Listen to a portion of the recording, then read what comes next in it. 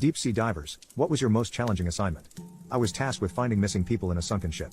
In 1998, I got my first scuba diving certificate. This was a great moment because it gave me and my immediate family access to the Coast Guard and Surf Club bar. So there I am, sitting at the surf club, when my lounge is lit up with blue and red lights. A policeman had driven down the driveway, parked outside and decided that knocking was too hard and turned on his lights. My father was sitting in the front when the officer told me to get in the car. There had been a boat accident. 3 guys had taken a boat out and managed to sink it. One had made it to shore and raised the alarm, but he didn't know where his friends were. The commotion had spilled into the bar at the surf club and it was realized quickly that the on-call diver had been drinking for a few hours.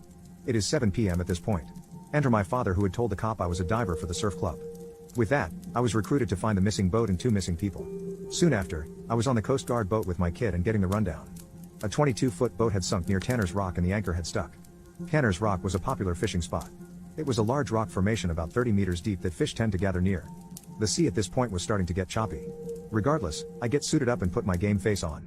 It's now close to 8 p.m. I am about to roll backwards into the sea when the skipper says, "Well, I don't see any sharks, good luck." That bastard. Over I go.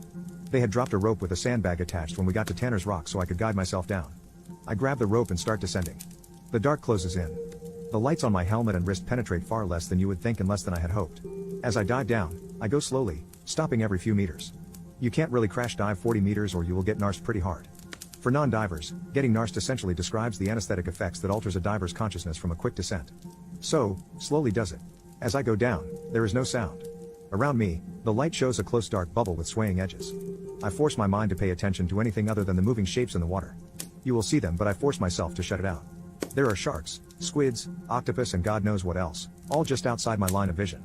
As I go down, I feel bumps, which are noticeable increases in pressure on my body when you ascend or descend. It's so dark you can't see the surface at all. There are no stars, no moon, just blackness. Is that a shark? No, it's fine. Bump.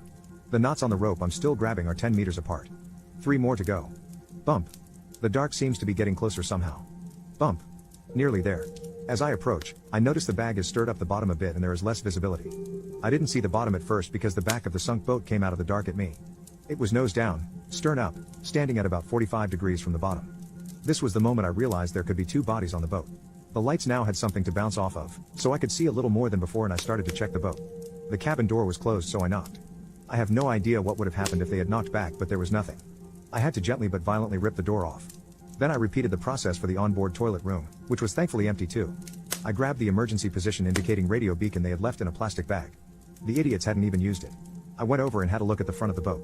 The anchor had gotten stuck and the winch was strong enough to pull the front of the boat down. I came to the conclusion that the boat had sunk after a wave had probably come over the front and flooded the front section of the boat. Then the winch took over and happily wound the boat to the anchor where it jammed up on the chain and stopped. I undid the bolt on the anchor and the boat started to slowly rise. I tied the sandbag rope to the bollard on the front and started the long ascent back into the dark. When you're diving, you want to ascend to the surface slowly. This is because under pressure your blood and tissues can hold more gases dissolved in it than when you're at the surface. As a result, as you ascend to the surface these dissolved gases have to return to being gases. If you're slow, you just breathe it out as you come up, but if you're too fast they turn into bubbles of gas in your arteries and veins before they can be vented out. This causes embolisms as well as decompression sickness. We call this the bends. As I rose, I started thinking about the 2 missing men. Floating around, drowned just beyond my sight in the dark. I imagined hands reaching out for me in desperate attempts for help. Even worse, I pictured sharks eating them and looking for more humans. Maybe even contemplating me. Bump. Check my watch. I have to go slow enough that I do 1 minute per bump. I could do 2 but better safe than sorry. Let me tell you, that is a long minute. Up we go again. Bump again. Timer again. This is easy, you have done this before. Start rising again. Bump. I was about 10 meters down. I had heaps of air and an overactive imagination when it all went to hell. Beneath me I saw movement. Fast movement. I used one hand to point the light at it while the other hand went for my diver knife.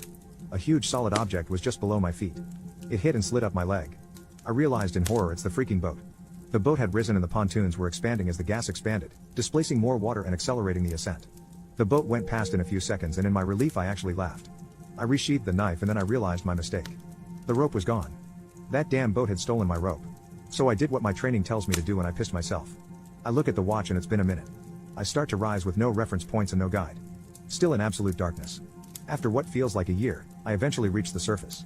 Immediately I heard yells and abuse from the Coast Guard trying to figure out what to do with the capsized but now floating boat. I swam over and got back on the boat. We managed to flip the recovered boat and tow it back to shore. On the way back, I was disappointed that I hadn't found the two guys and hoped that if they died, it was in the least painful way possible. When I got back to shore, I had to debrief with the police. Turns out all three of the boat people got to shore. Two were close to each other and went home and got drunk while the third raised the alarm. Idiots. To be on a boat that is sinking, swim away, and then not check in with authorities was beyond selfish. What if I had died trying to rescue them? Thankfully, I was fine, so I decided not to press the matter. Afterwards, I went to see my dad, now wearing the wetsuit half undone and bare feet. I got a Viking hero's welcome, beer and cheering. At least I now had one dope story to tell.